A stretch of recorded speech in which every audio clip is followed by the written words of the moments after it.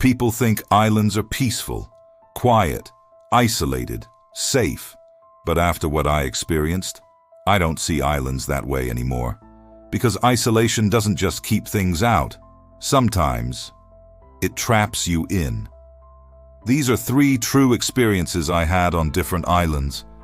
Places where I expected silence and realized someone else was already there. Story 1. The cottage. This happened when I was 22.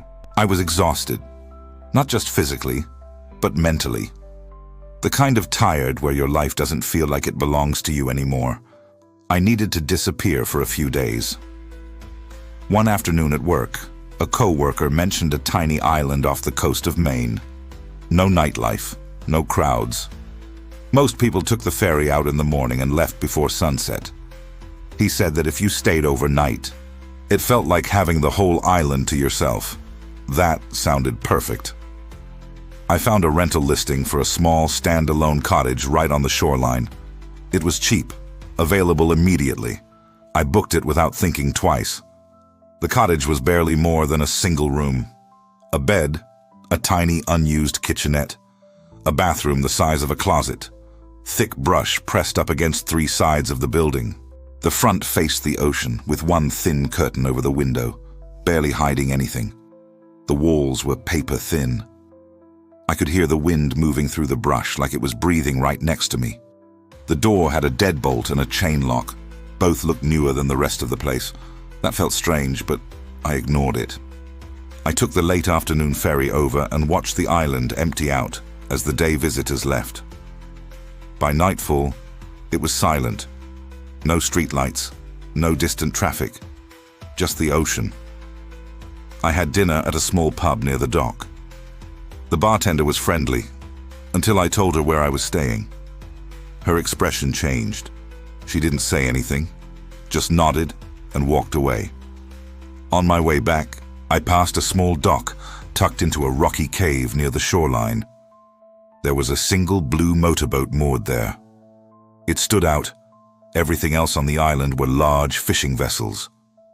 I made a mental note and kept walking. That night, I realized my phone wouldn't charge. Every outlet I tried was dead. My battery was low, but I figured I didn't really need it. I had my ferry ticket. I went to sleep quickly, and then I woke up. I don't know what pulled me out of sleep, but once I was awake, I heard it. Footsteps on the gravel outside the cottage. Slow, deliberate. They stopped the moment I shifted in bed. The silence afterward was unbearable. I tried to convince myself it was an animal. Then the footsteps returned. This time, they weren't passing by. They stopped directly in front of the door. A flashlight clicked on and swept across the door. Then the handle moved. I froze. The deadbolt held. Then came the banging. Hard. Violent. The walls shook. I jumped out of bed and crouched behind the door, bracing myself. And then, silence. A voice spoke from the other side. "I know you're in there." Then he said my name. I didn't recognize the voice, but he knew exactly who I was. For what felt like forever, he walked around the cottage, circling it, taunting me. Eventually, I heard footsteps retreat. Then an engine, a small outboard motor starting. By morning, the gravel told the story. Boot prints circled the cottage. They led straight to the dock. I left as soon as the ferry arrived. Here's what still haunts me.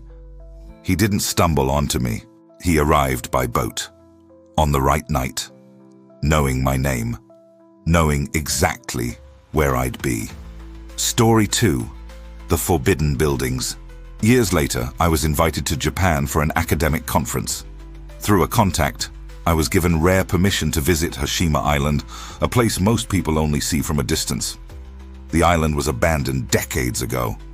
Crumbling concrete buildings stacked on top of each other like a graveyard of apartments. I signed pages of waivers. I was escorted by a man named Tishi. He barely spoke.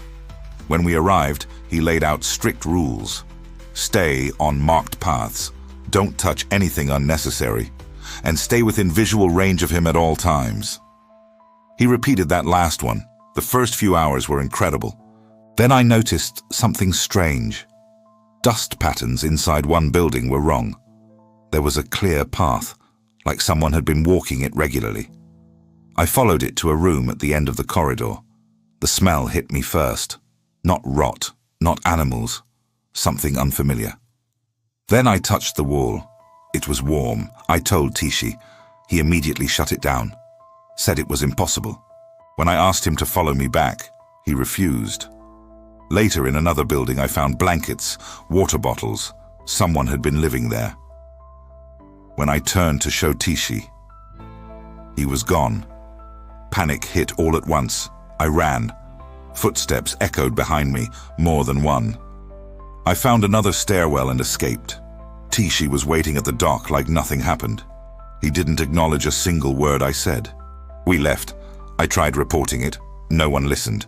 And the person who helped arrange the visit disappeared. Story 3. The Voice. Years before that, I explored North Brother Island with 2 friends. Illegal. Stupid. But curiosity won. We paddled out at night.